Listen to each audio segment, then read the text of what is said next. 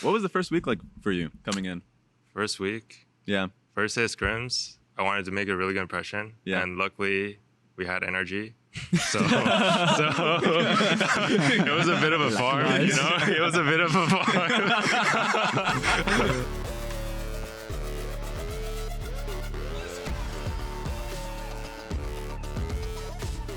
What's up, guys, and welcome to Playoffs Edition for Pros. I got Tomo, Busio, Inspired. What's up, guys? What's up? What's up? What's up? Reminder for you guys back at home, Pros is now available on Spotify and other podcast platforms if you're already using them. Thumbs up. Apparently you find it and we didn't even mention it. So congratulations on that one. Let's go straight into the series. NRG versus FlyQuest, that series just happened. Your guys' general thoughts. Also, Tomo, you were watching in the back. Yeah, we had you camped out here. Of course. You were here for all the games, Tomo? No, I arrived like after Game 4 drops. Oh, okay. Okay. That makes sense. What's your guys' thoughts on the series as a whole? I mean, it wasn't the cleanest. Mm-hmm. Not at all. Like, even that last game could have been, could have gone either way. But, you know, it's like a warm-up for first round of playoffs, yeah. Yeah, you mentioned that in the end of game series interview, just because like they took game 2, the last game was also just pretty close. And you also just mentioned like just a warm up because of like just nerves. Also talking about how playoff series usually is much slower. Yeah. What was your assessment on the series? Was it slower than you expected? Don't think so. I mean, I expected to 3-0 them, so that was already a bit shocking to me that we are losing the game. But yeah, I think we didn't really. I mean, we had a bad draft in game 2, and I think we were trying to make it hard for them to close out. So the way they were playing after having such a big lead, I mean, I knew there is no way we lose the series because, yeah, if we are in their shoes, we'll just finish the game really fast. But they were pretty boosted.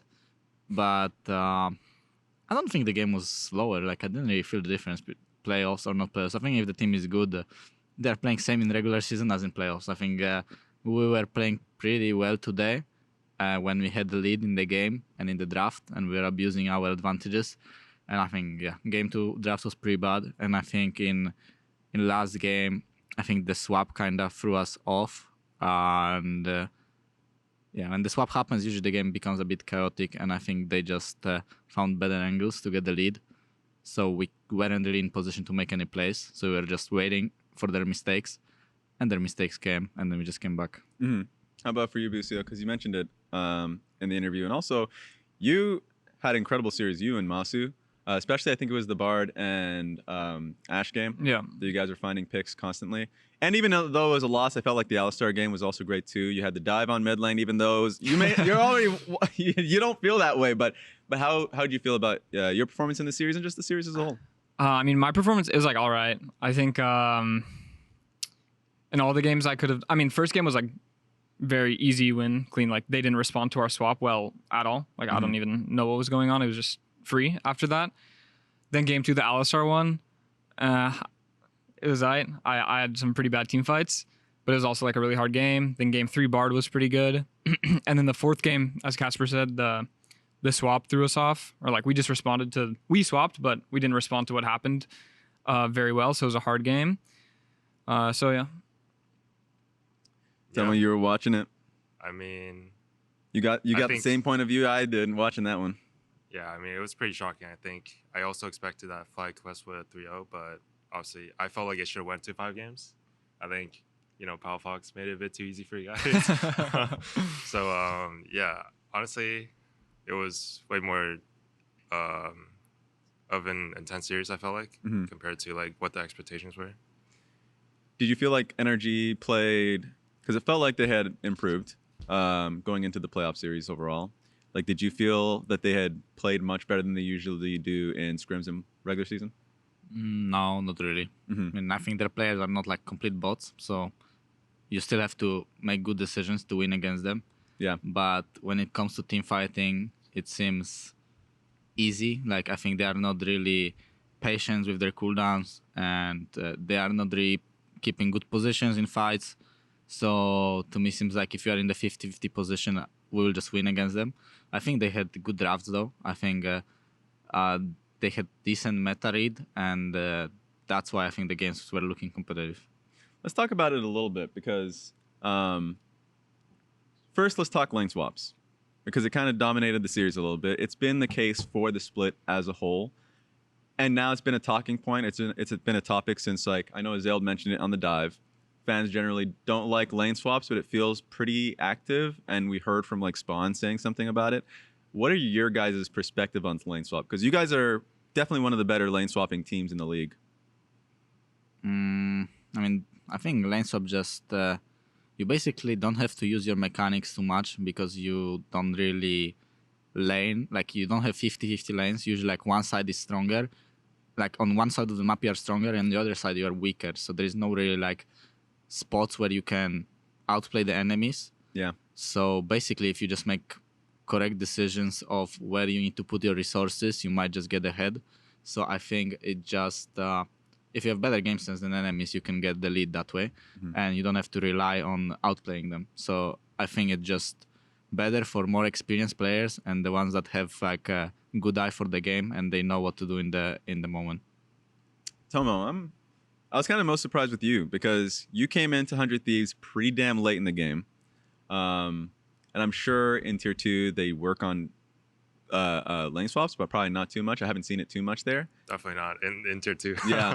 And so like you come in, immediately, it felt like your series versus Dignitas lane swapping knowledge was there. Did you just have to like catch up to speed? What's your view on lane swapping, especially for a player coming in and having to do a lot of catch up? Yeah, I mean, I definitely didn't have much time with the team, so I think the first 2 weeks in the regular season, we were just playing like standard, and I guess like in the Shopify series, they kind of like unexpectedly lane swaps. Like we weren't expecting it because they didn't really show it off either on stage, so that happened, but we still won the game. And then, coming to playoffs, we knew that lane swapping would be a pretty big deal because if TL's doing it, then, like everyone else will do it. So even though it's like a new patch, we like try to do a little bit of everything, like try new champs, try lane swaps, see what like actually works for us. And I felt like in our scrims this week, the lane swaps went pretty well. So yeah.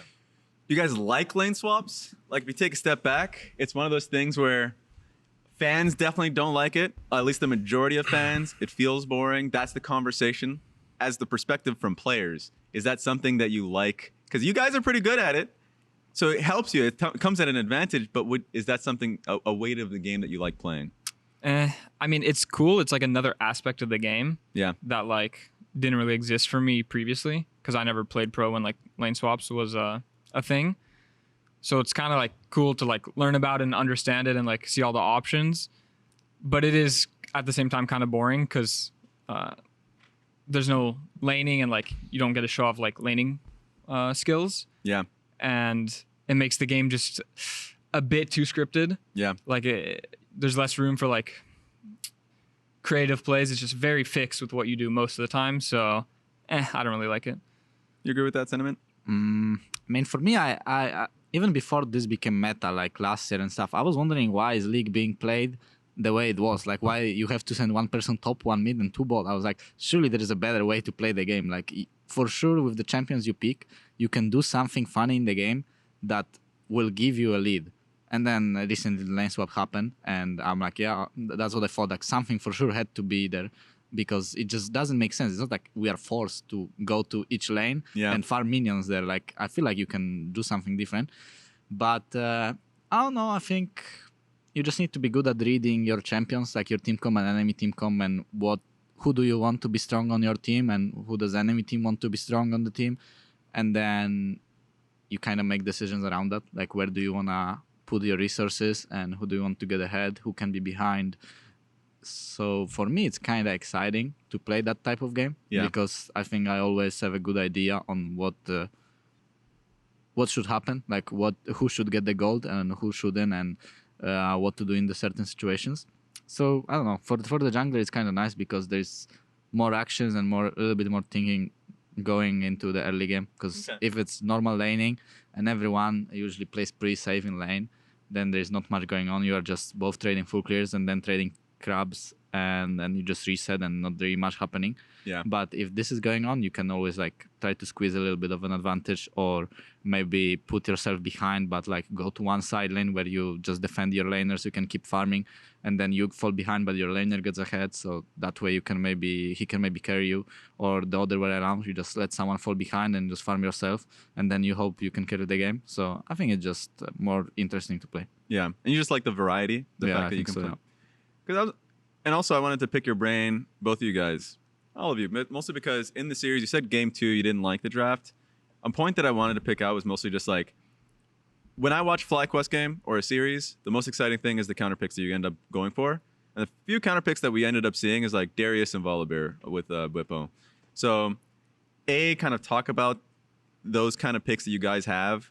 And on top of that, did you feel like that hurt the game that you were talking about, or is it something else? I think the counterpicks are just putting more pressure on enemies because they don't really know exactly how to play their matchups, while Bwipo knows really well how to play these champs. Yeah. So I think it's just advantage for us. If he feels like some champion is gonna be good in the game and he can pick it and enemy don't have much practice against it, then on top of the fact that it's already good in the game, he will be able to play it well, and enemies don't really know exactly what he can do. So I think this type of champs just give you straight up edge in the game. Okay. I feel like that hits it for me for this series. I kind of want to move on to your series just yesterday.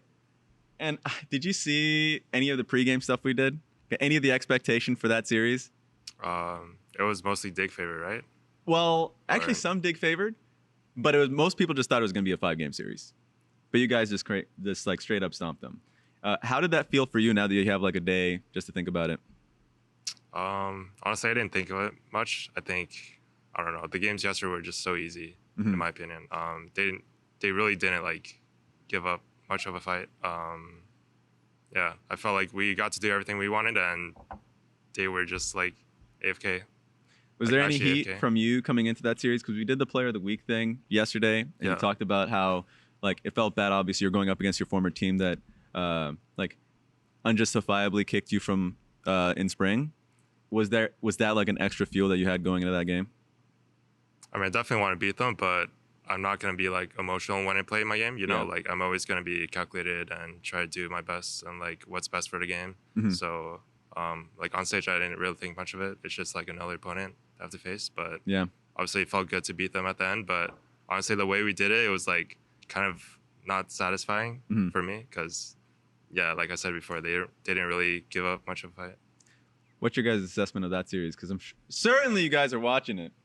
And I didn't really watch. I just we were in scrims, and when the game 1 finished, I just saw the clip of Zeri dying to Smolder level 1. Yeah. So then I decided to not watch the series anymore because I knew it's gonna be 3-0. Like I expected it to be 3-0 for 100 Thieves. You did. And then when Jensen died level 1, I knew it's gonna be 3-0. Like Yeah. you don't mentally recover after that.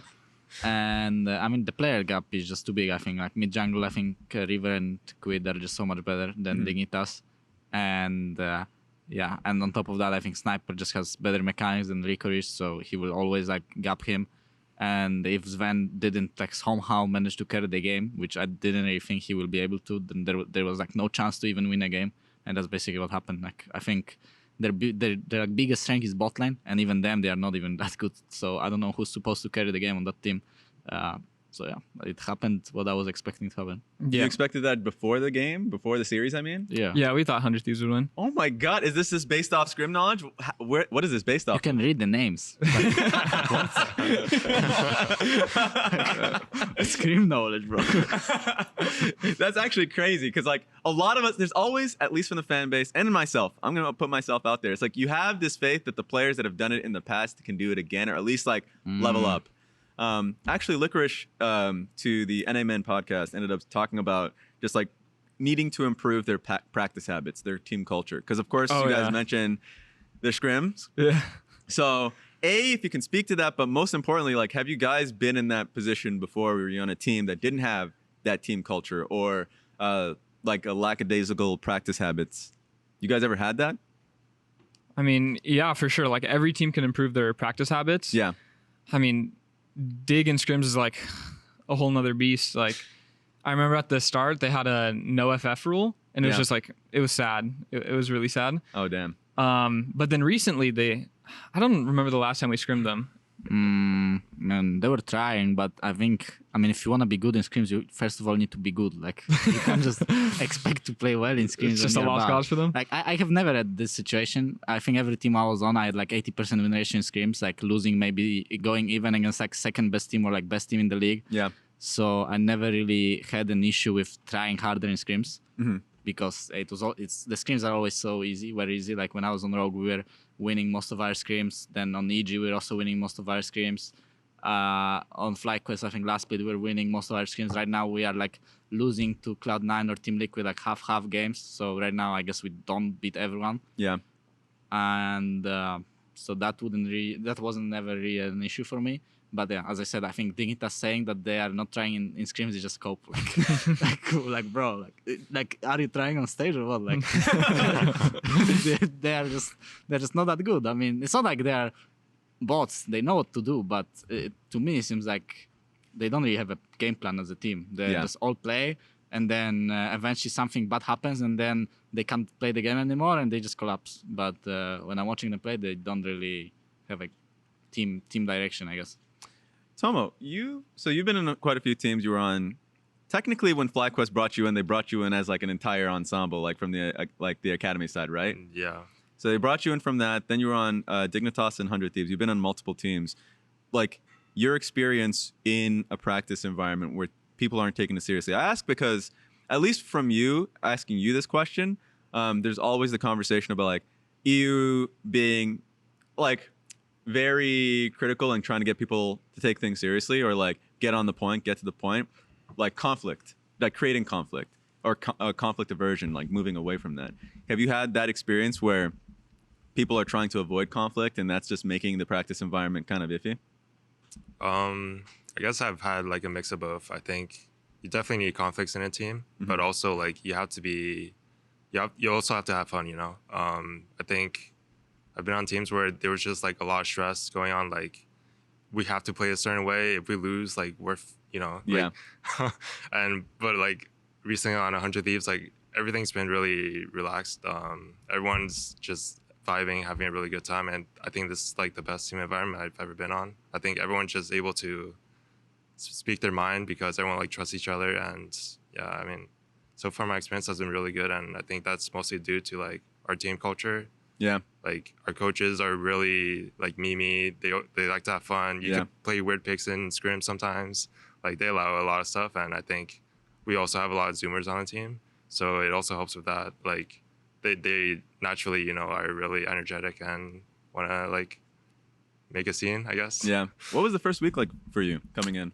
First week. Yeah. First day of scrims. I wanted to make a really good impression. Yeah. And luckily we had NRG. So it was a bit of a farm, It was a bit of a farm. Yeah. So the first week of scrims were actually we did really well in scrims. I think a lot of people said 100 Thieves did really bad in scrims, but we had a really positive record our first week, and then I think our strength schedule for the stage matches were IMT and Shopify. So yeah, I was pretty confident when I subbed in that like I would do pretty well, at least in the regular season. And I think, I don't know, everyone's just been playing really well since I've joined. So, what do you guys think? Because I remember beginning of the split for 100 Thieves was hard as hell. It was not a good look, but obviously they've changed pretty significantly. And you said it was like the kind of like a name gap thing, like just seeing 100 Thieves. How do you feel about them? It was a bit unlucky for 100 Thieves that in Spring Split they finished high up, because I knew they are really bad, but they just got really lucky. Yeah. Fake info. So they decided to not make roster changes. And then going into summer split, like I knew they were gonna be really bad again, but they just didn't get lucky anymore. So it was basically a free win against them. And why? Is because I think their bot lane was just absolute useless in every game. Like their mid jungle were trying to play the game, but they just couldn't do anything. And because one of your lanes were just not really participating much in the game. Like even when they pick winning lanes, they were not really playing to win or playing around them. And when they were playing like scaling lanes, they were just losing lane too hard that mid jungle couldn't really play the game. So the only way they could play is just that's what I was thinking they will do, like big Ziggs or something like that. Let support roam and try to gank mid and get mid on like scaling champion that could outscale and carry the team fights. But they didn't even do that. Like their draft approaches, I think they play like they didn't realize what was their problems, and in the end they just decided to make a roster change. So I mean, the moment they announced it, I felt like, okay, I mean, maybe now there will be a better team. Like I didn't know how much Tomo is gonna change it, but I mean, I thought that it will just get better for them, because it's also like when you're losing and you make a roster change, you have like a honeymoon period. Yeah, exactly. So I knew that they're for sure gonna be at least a bit better, maybe a lot better. Like hard to tell, but from what I'm watching right now, it's like it's a way better team. Basically, I think they have direction in the game and they're trying to play for something. Busio? Yeah, I mean, agreed. I think Tomo's better than Meech, and also like having someone fresh come in, definitely makes a team like revitalize. And also like just seeing 100 Thieves play without Tomo previously, it was like their bot lane was their biggest weakness for sure. So Tomo coming in definitely saved them. Yeah. Let's take a step back then, because this was a topic that I think was brought on pre-show, but I think a lot of people feel this way when a lot of people predict Team Liquid just to be like the team that wins it all. And obviously you guys will think differently. But what chances do you guys think, like Team Liquid or the field? Is Team Liquid just that good? Because that's a question that's on a lot of people's mind. No. I don't think so. No. They're good, but I think anyone from the top 3 can win. Like I don't think Team Liquid's significantly better than us or C9. Yeah, I wanna be funny. I wanna be funny and say that 100 Thieves might take them out. Honestly. Like, what about the top 4 though? Like right now, top 4, maybe. I have a feeling that something's gonna happen in that series. Yeah, I have a feeling. Like, maybe. Yeah. I don't know. I just have a feeling that something's gonna happen there. Like I can see Umti like running down game 1, like River and Quid just carry, then like their confidence gets a bit low. Like Impact gets tilted because he's like winning top so hard, but he lost the game. And then I can see them something, maybe some upset. Tomo's like what I mean, personally, I'm pretty confident. Yeah. I mean, but I think TL's definitely like not unbeatable. They definitely showed weaknesses in regular season, and obviously they're like undefeated, quote unquote. Split is like not really real because they drop games. So. What would you say is their greatest strength and their greatest weakness coming into this one? And I'm sure Tomo's all ears for this one. Well, for me, I think it's just they were really fast at learning how to lane swap. Obviously, they have like core and impact, so they have a lot of experiences with that. And I think the rest of the league was like trying to catch up on how they like played the lane swaps. And I think with everyone like learning how to lane swap now, is going to be a lot easier to play against them. I don't think Laneswaps is that big of a strength. I think their strength is that Courage is really good at keeping tempo in the game, and it seems to me like I never heard anything they say in the game, but it seems to me that Umti and Courage are really good they're really good playing together on the same page, and they always have tempo in the game over enemy mid jungle or like jungle support, and they always know to which side they're supposed to play. So basically, mid and AD of their team has like a really free game. Like they basically don't have to think, they just turn their brain off and just play the game from what I'm watching. And so basically like Core and Umti are gapping everyone. That's why this team is like playing really well. But I think if they get matched in the even game, like they don't really get the lead by their game knowledge, I think their mechanics are not that high. Like I think they can easily get outplayed in the team fights when the game is even when you are behind. I feel like you can kind of bait them in the bad fights. Like when I played against them, even though we're like a little bit behind, I still felt like I might bait them into bad fight, and I managed to do that the last time we played against them. So I think just team fighting is not their best strength. Like I think their AD and mid don't have to play the game, so sometimes they just make mechanical mistakes. Yeah, but usually they're just looking really good because they're just put in a great position just from jungle and support. So yeah, I think if you manage to match the early game, not fall too far behind, like I wouldn't be scared of that team going into team fights. Any other weakness you see from them, Busio? I mean, I'm on the same team as him, so like I share the same opinion. I've heard this before. Yeah. Any other weaknesses? No, I mean, it's kind of the same thing. Strengths, macro, weakness, mechanics, and maybe team fighting, yeah. I want to talk about the patch a little bit because we're first on it. 14.16. Pretty heavy changes. Nerfs to AD carries, buffs to mages, death timers got changed, Senna changes. There's a lot to consume. Feels like you guys immediately had the first statement with like quads playing Azir, Orianna. Like there are a lot more mages coming in. So like for you guys, what's your thought process on the patch change? Is it fake? Is it a placebo? I'll start with you, Busio. I mean, it's definitely real. Like now that AP mids are legal, you know, the responses to those AP mids are also AP mids. or AD. But then that also makes the jungle pick potentially AD. So the meta is probably way more fun now for mid and junglers because they have like 2 options. True. Rather than just like the same trades every single game. But a lot of the champs from last patch are still viable. And then, with the Senna, in our series, it was banned every single game. Yeah, it's looking pretty OP. But, like her win rate and her healing. She heals for a lot. And also, she doesn't have to go that build. You know, there's options. So it's like, that champ's definitely something, You've been playing much of it at all? I've been playing a bit of it, yeah. Yeah. What's your assessment of it? Because it looks weird as hell when I'm seeing a Black Cleaver and Echoes of Healy on a Senna. Obviously, it's optimal. Black it looks Cleaver like is overbuy. I played it in Soki. I was running it down in peace, but I was healing so much with Echoes of Helia and then Moonstone second. That was so pretty. Like, or Ardent second.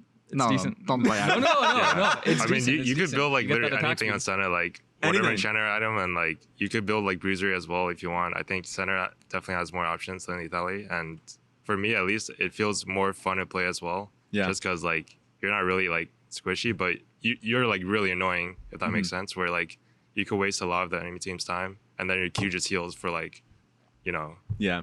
So, I think Senna's definitely strong. I don't know how high her prio is because obviously it's a new patch and I haven't played that many scrims on it. Yeah.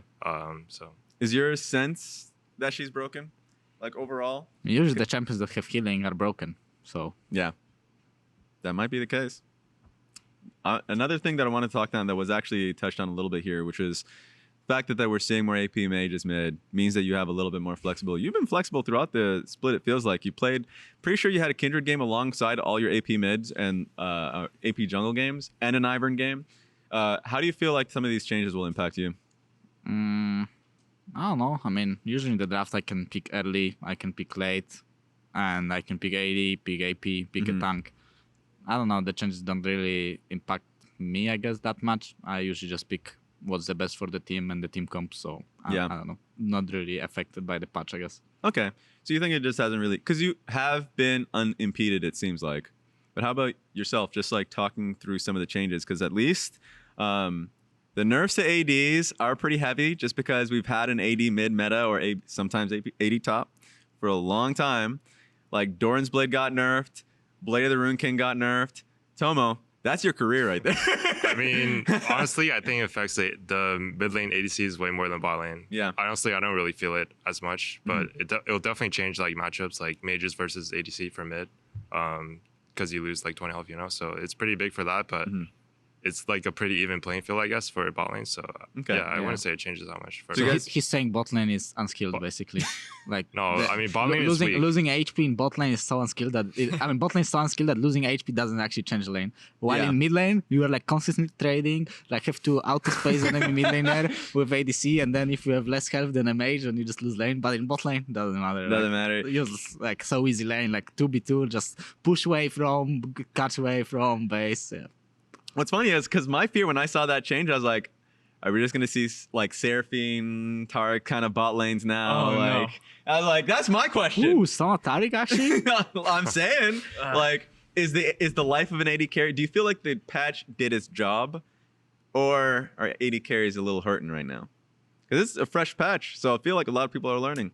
AD carries are chilling for sure. Yeah, I'm chilling, bro. They're chilling. Yeah. We do not need to whip I'm out chilling. the Seraphine quite yet. I saw a glisten here. Do you want the Seraphine or do you not want that stuff?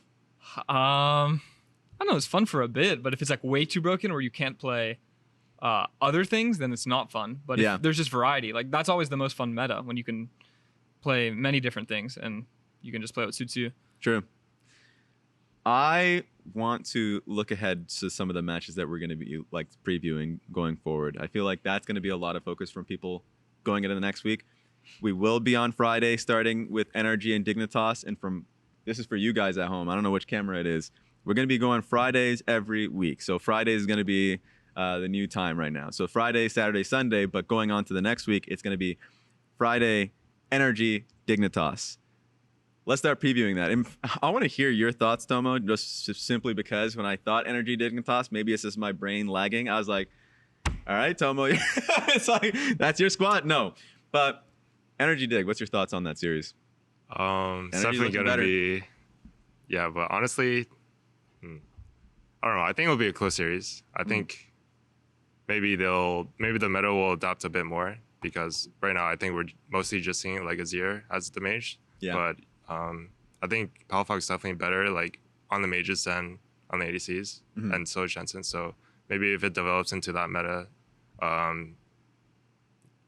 maybe Jensen has like more of a shot. I'm not sure, but yeah, it's a toss up for me. You guys think it's going to be close? I mean, I don't know. Dig looked so dead in Yeah, their last that's series, true. as Tomo That's true. said. So like, Yeah. if they're not Maybe dead, that's their wake up call, you know? yeah, maybe Never now know. they're like super motivated. Now they're gonna be so Now they're gonna be tryhard good in in scrims. scrims. Oh my god! I hope we're screaming them this week. Holy. It will be Make the so good request. practice. Make the request. Because like, it's hard for me to believe that this is how it would end for Dignitas, this split. Oh. It's really hard for me to believe that they would just like go out whimpering and not make this series competitive.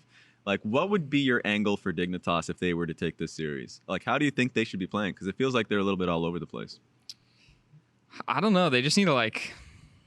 We need to lock in. Yeah, they need just to try and lock scrim. We need to lock in. For one, try and scrims. Okay. But like, I don't know. In their last years, they just looked dead. Like, Yeah. bad things happened early game. Some of the games were getting a bit bloody later. To be honest, I only watched the early games. Yeah. Yeah. I will Like- say I felt like they had a pretty bad meta read. I felt like every draft we played was just like winning on Yeah. our end. So yeah, maybe they should have some better drafts and they'll be good. That might just be the answer. They'll adjust. Yeah. Hopefully. Energy side though, it's weird because I felt like they did pretty well at the very tail end of things when they were playing like Ivern, Braum, double AD carry, like Kiteback. Like that's what it felt like. Okay, they still ended up losing that series versus the Dignitas in the regular season, but like they had leads. If you were to make a prediction on this series, who do you guys think would take it? I wouldn't say the score, but like if you want to add that, I'll start with you, Busio, since I already had you. Let's go. Oh, that's tough. I don't know, but I mean, I guess I'll go NRG. Yeah. But like, it can really be anyone. Is it energy from both of you guys too? Yeah, I think NRG will win like 3-1 or 3-0. Yeah. Yeah. What does Dignitas need to do? At least for you, to impress you on this one. I don't know, bro. I mean, maybe swap. I mean, maybe they should just swap every game and try to hope that Energy will not adapt well or something like that. Yeah. Because I think Energy is not that great at swapping. Mm-hmm. So maybe they should do that. I mean, I don't know. I don't know what they feel like is working for them. I'm not sure what their players are good at. I mean, Jensen is good at mages, so maybe he should play some mages.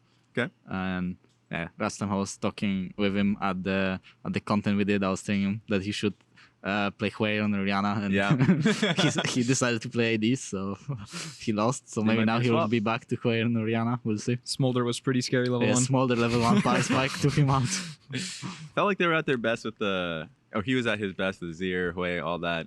Let's go to the next series because you're saying energy as well, just because I also forgot about Yeah, it. it should be energy. Okay. Saturday is going to be Team Liquid versus 100 Thieves, so that's going to be you on the line. You're already probably thinking about that series. Actually, going to go to you since you've thought about it a little bit. What's your thought going into that series? Just play good.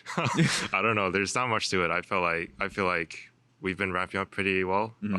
Just like in scrims and on stage, I felt like we're pretty comfortable. But obviously, they're a really good team. But we shouldn't be scared of them. You know, I think we should respect them, but we shouldn't be like scared of what they're gonna do.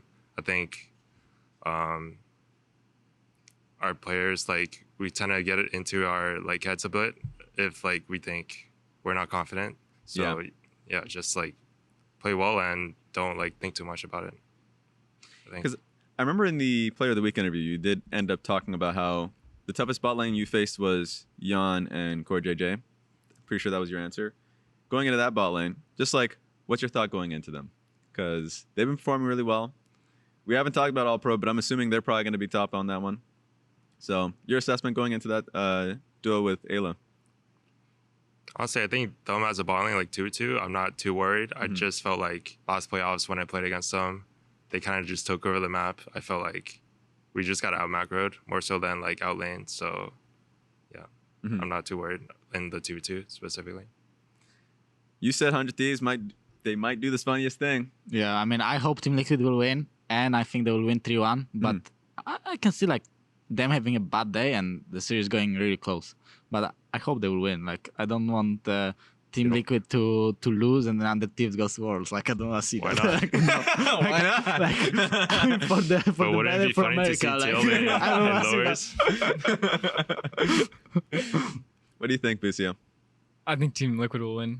Okay, but I don't like, think it's going to be like a 3-0 or anything, maybe. You know, Alright. like Tomo seems pretty Yeah, I confident. think- Like, Come I on, believe in you, Tomo, bro. convince these guys. There is- I believe in you. There is but, no like, way it's gonna be a stomp. I don't think so. I think it will be like I think Team Liquid will have to work for it. I think they will have to work for We'll it. make them work Make for them it. work, We'll yeah. make them work come for on, it. make your case. I If mean, it's gonna I be don't done, know. how's it Just gonna play be done? well. Just play well. Like, they're a good team, but you I just agree. need to Yeah. play better. If I you don't want to know. win, you just need to Just play well. Like, just play what well. else can you do? Yeah. Tomo, you just need to emote on them. You want them? That's actually Like true. one person emoting, that's strong. But like that's two true, that's people, true. they won't be able to focus. You guys should just adopt whatever the hell Sniper doing up top lane. Like anytime he just gets a solo kill, He's there's an different, emote bro. there. On stage, he's different.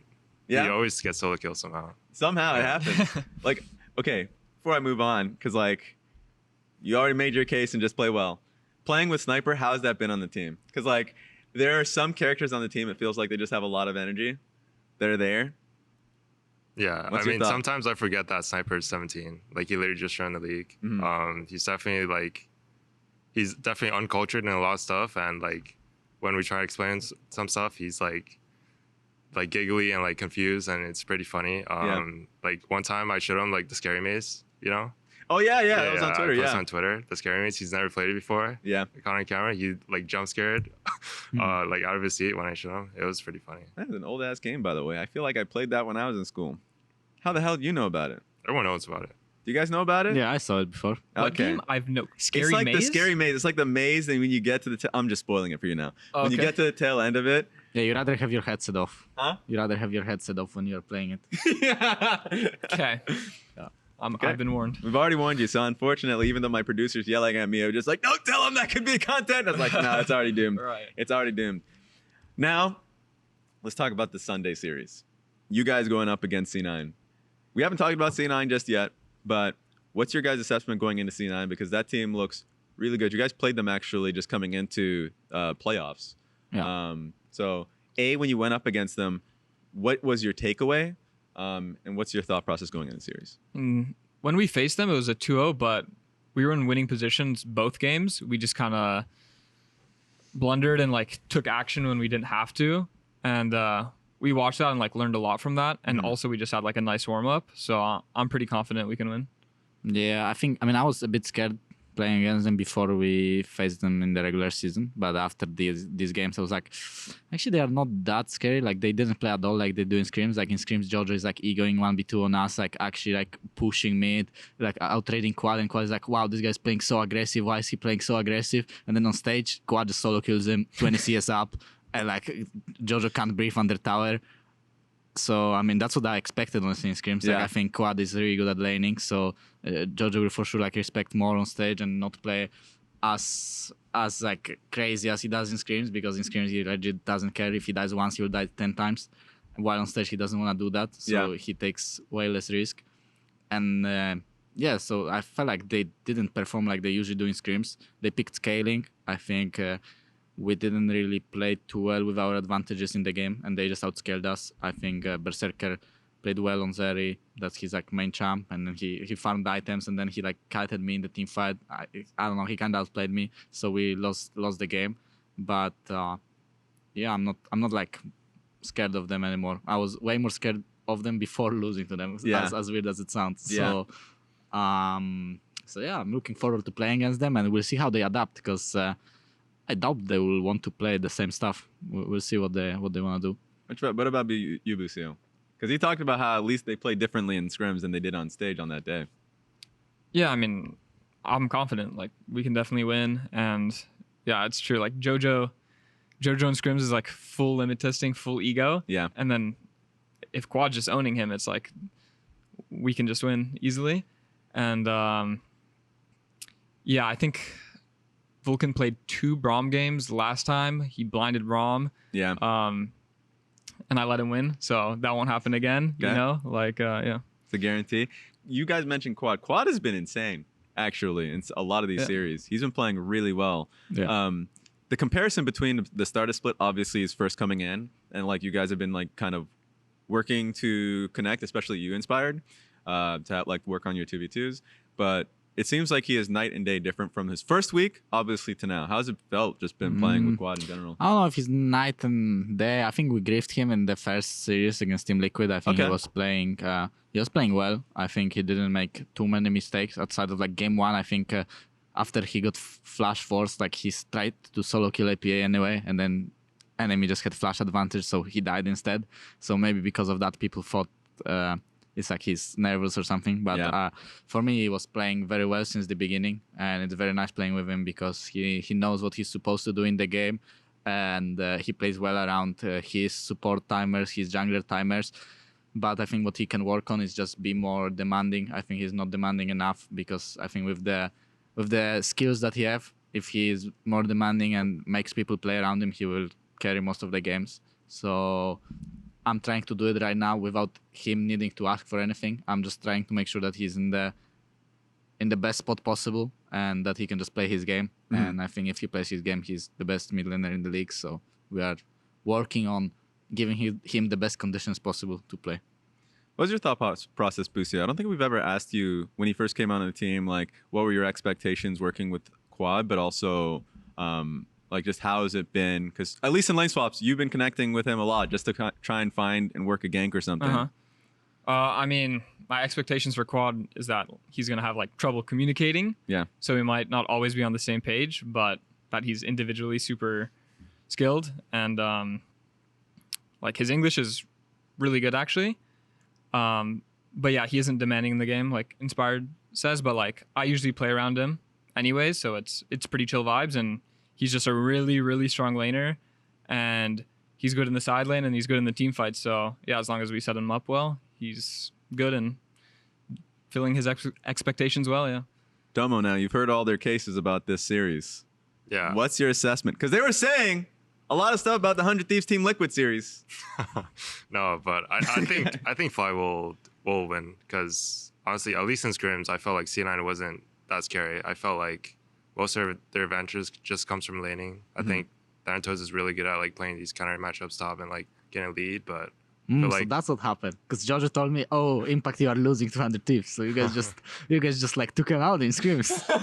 So now I see what happened. Maybe, but yeah, I think Jojo's like a giga intern in scrims. Like I think quit completely makes fun of him every scrim. So that makes the games pretty easy. And I think Berserker, Vulcan, they don't really play for lane that much. I feel like Vulcan kind of just roams and helps Jojo. So I think Fly matches up pretty well, I'd say, against them. So.